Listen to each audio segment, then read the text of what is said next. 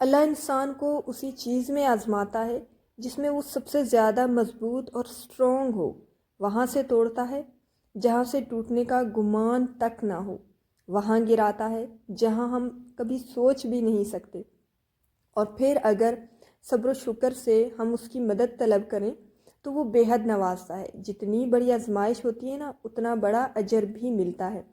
کبھی کبھی آزمائش اس لیے بھی آتی ہے انسان پر تاکہ لوگوں کی حقیقتوں کو ہمارے سامنے لا کر کھڑا کر دے۔ اوکے، ہمیں یہ بتائے کہ ایکچول میں لوگ کیسے ہیں۔ ہمارے مسائل صرف ہمارے ہیں، ہمارے دکھ صرف ہمارے ہیں، ہماری پرابلمس صرف ہماری ہی ہوتی ہیں، اور ہمیں ان سے خود نکلنا ہے۔ ہم نے اپنی زندگی کی جنگ خود لڑنی ہے۔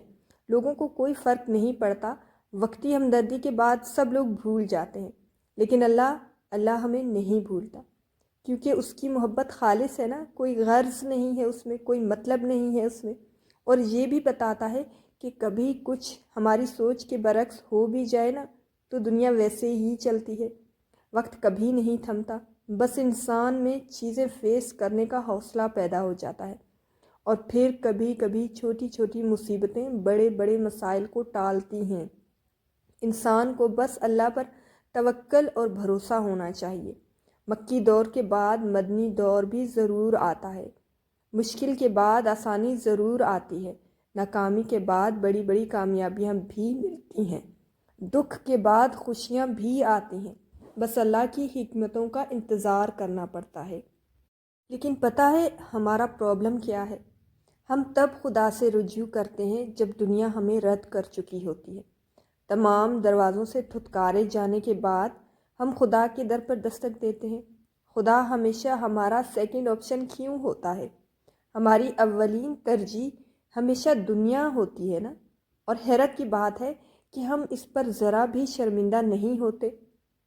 ایک بات یاد رکھنا ہمیشہ، جہاں جہاں ایمان ہوتا ہے نا، وہاں وہاں یقین ہوتا ہے، اور جہاں جہاں یقین ہوتا ہے وہاں وہاں معجزے بھی ہوتے ہیں۔ زندگی میں آپ اپنے مقصد کا تعین کریں، آپ کے مقام کا تعین آپ کا رب کرے گا۔ اللہ آپ کا مالک ہے، اس بات کو آج اپنے ذہن میں پکا کر لیں، بٹھا لیں۔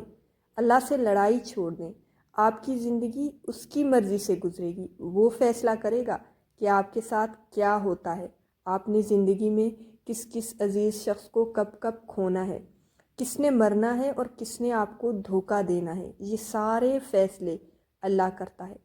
ان چیزوں کے وقت مقرر ہوتے ہیں، ہم نے ان چیزوں میں خود کو گم نہیں کرنا تھا، لیکن ہم نے خود کو گم کر دیا۔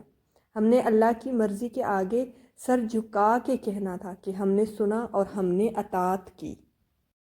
یقین مانے ہم جب بھی کسی انسان یا عمل کو اللہ کی مرضی سے اوپر رکھیں گے نا، اس کو امپورٹنس دیں گے نا، تو اس کے ذریعے سے ہماری آزمائش ہوگی۔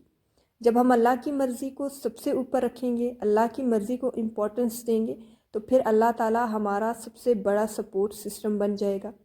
وہ پھر وہاں سے ہمارے لیے راستے نکالے گا، وہاں سے ہمارے لیے سولوشنز نکالے گا جہاں ہمیں گمان تک نہیں ہوتا، اور پھر ہمارے دل کو ان تمام گناہوں سے یا دنیا کی ان تمام محبتوں سے بے نیازی عطا کر دے گا۔